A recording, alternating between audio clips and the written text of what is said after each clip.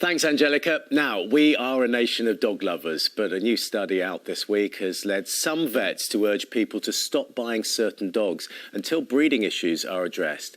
They say that the flat faces bred into some breeds for cosmetic reasons can cause a lifetime of suffering.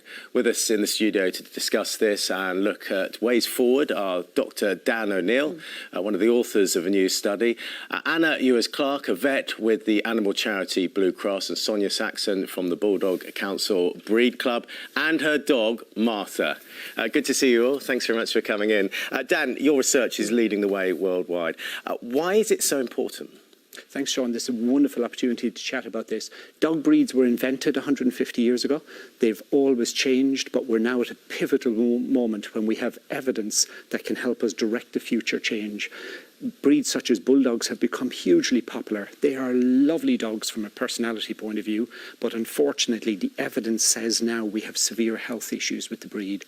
So we're now trying to help reshape the breed for the future so this breed can be healthy and happy and bring joy to the lives of their owners. And what's wrong with the current way the breeding is? Well, the evidence from the Vet Compass study at the Royal Veterinary College shows that there are some key health issues associated with their body shape. So they have a lot of skin folds, especially around their face, but also around their tail base, and those are leading to skin infections. The very short jaw is leading to breathing problems, so these dogs struggle with the heat, often struggle to breathe even at rest, and the lack of a tail is associated with issues as well.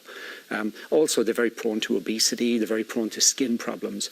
The study related to the wider population of pet dogs in the UK, so it just means we have an issue that we have to deal with and help owners to pick better dogs in the future. And this all sounds awful. Why has it happened? Can we blame the breeders? Well, I don't think it's so much an issue of blame. There's the issues about Bulldogs have been known for over a century, and I think every little decision we make is another grain of sand that's all adding up to this huge rock of welfare issues that's pressing on the breed.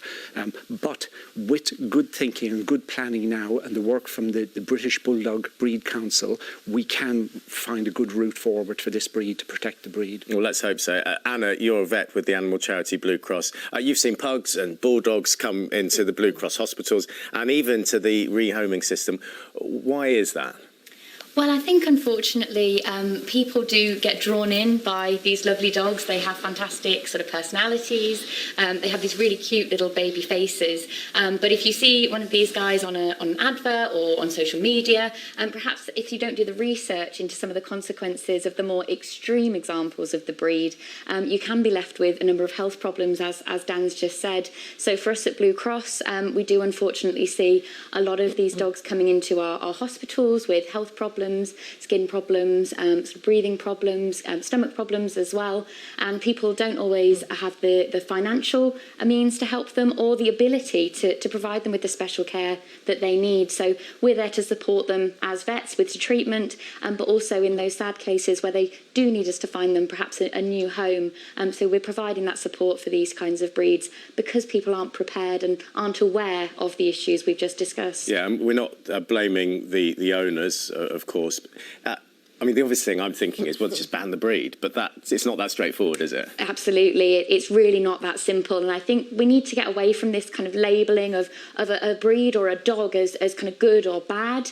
I think what we need to look at is health and welfare and how can we help these dogs be healthier and happier, because as owners, we all love our pets. We want them to have those happy, healthy lives. So looking at how we can help them to be as happy and have that really positive welfare, improving the breeds to get that positive progress is really important. Yeah, healthier dogs. That's what we bring in, the healthy dogs. So we've got Martha here, and Sonia as well.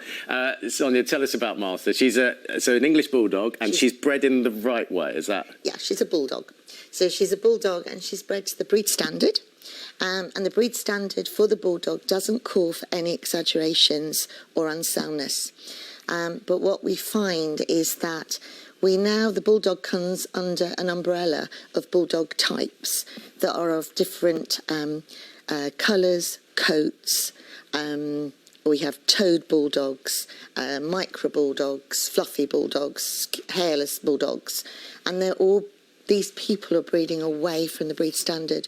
So they're reintroducing the exaggerations that we as a breed are really trying to get away from. Yeah, I know Martha's been a little bit shy with me. She's had a little sniff of my hand, but at the moment we're just building our relationship, aren't we? Yeah. How does she look different? Oh, here we are. I might even get a sniff. How does she look different to the dogs that She don't fit is the standard? from Gold Health tested parents. So the Breed Council have a health scheme that we've been working on since 2006. It started.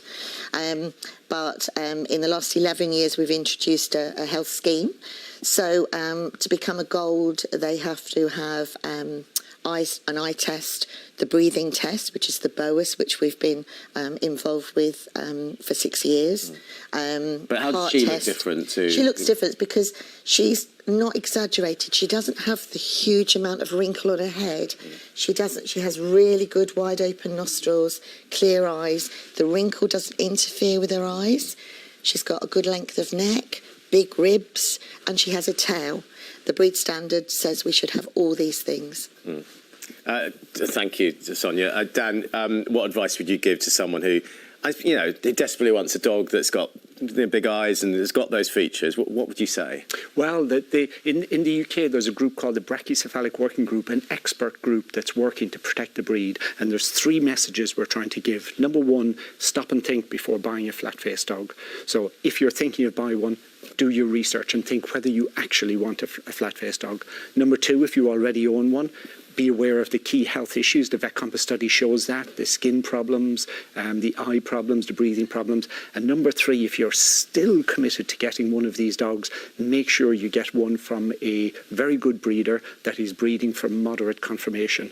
So bulldogs over time will keep on changing and they will end up with longer faces, they will end up with no wrinkles, they will end up with tails that can wag, straighter legs. So over time this breed can get healthier.